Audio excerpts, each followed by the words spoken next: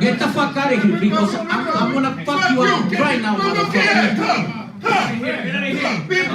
Oh, you got it. Hey, get the fuck out of here. Get the fuck out of here. Hey, you got guys, please. Hey, you are a horrible fighter, man. You're never gonna get the fight, man. You are a horrible fighter. I'm a horrible fighter. Come beat me. Horrible fighter. Come beat me, bro. Come beat me then. On October 20th, 2018, Demetrius Andrade defeated Walter Contandacqua for the vacant WBO Middleweight Championship, and since then he has defended that belt 4 separate times, becoming one of the most active champions in that division. But even holding a world championship in one of boxing's most prolific divisions, the one they call Boo Boo can't seem to secure his big money fight. Why is that? Why is it that a world champion can't seem to secure high-profile challengers or even have a chance at unifying the belts? Why is Canelo Alvarez declining $40 million guaranteed to fight him? Why is Jermall Charlo declining $7 million to fight him? Why is Triple G not even looking his way? So in today's video, we are going to answer the question, why can't Demetrius Andrade get a fight? Eddie Hearn said he sent the offer. He didn't get no response. If they want to send the offer this way, we will respond. What would your message to Charlo be after a fight like this? Let's get it on. Baby! So what does Demetrius Andrade have in his favor? Well, for starters, he's undefeated. He has 30 wins with 18 knockouts, so he has a pretty good record, and he's defended the belt 4 times, so he is a steady champion. Not only that, but he is a world champion in one of the most stacked and high-profile divisions in boxing today. And he's a former Olympian representing the U.S. in the 2008 Olympics. So obviously, Demetrius Andrade is not a bum. He is a world-class fighter if he's able to be sustainable as a champion in the middleweight division. He is ranked as the 3rd best middleweight in the Ring Magazine and ESPN divisional rankings, right behind Jermall Charlo and Gennady Golovkin, respectively.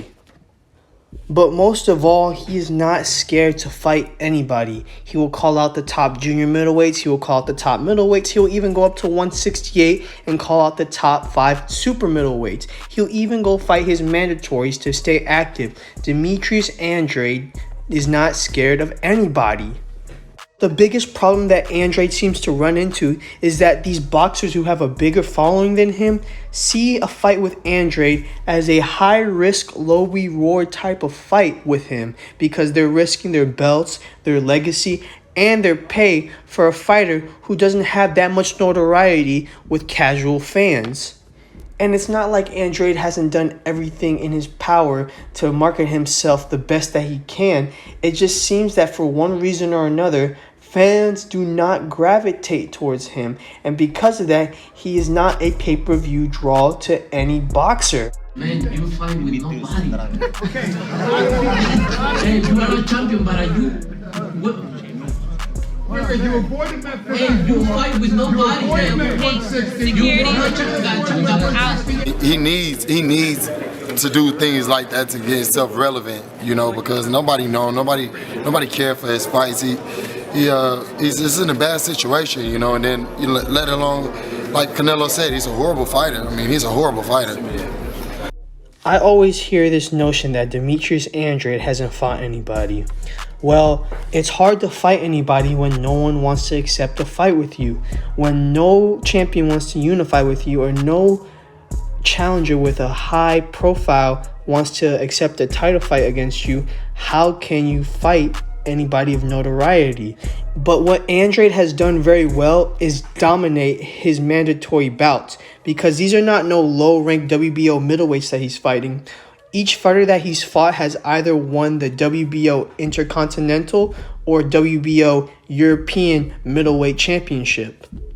So what that means is each of Andrade's challengers were next in line for that WBO Middleweight Championship. Just look at his last fight against Liam Williams. Williams is the British middleweight champion and was the WBO Intercontinental middleweight champion on a 7-fight win streak, and Andrade simply dominated him through 12 rounds of boxing. He outclassed Williams throughout the entire fight. So saying that Demetrius Andrade is a horrible fighter is simply not true, because when you're calling out guys like Canelo Alvarez and Triple G, you're supposed to beat your mandatories. You're supposed to beat these tune-up fights. You're supposed to beat fighters that are supposed to be levels below you. And you're not a horrible fighter because you're overly aggressive and you swing for the fences. He's just a little unorthodox as a fighter, and people do not want to risk that. And now with Canelo fighting Caleb Plant next and Jamal Charlo fighting in June, what's next for Demetrius Andrade?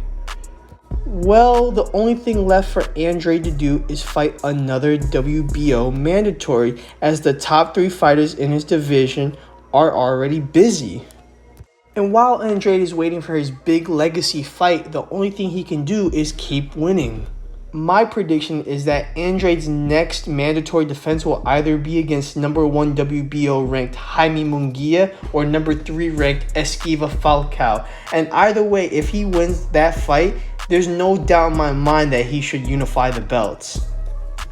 Cause like Andrade says, why does everyone else get an opportunity for a big fight, but not him? Thanks for watching today's video. I'm Elias with the Split Decision, and I'm out.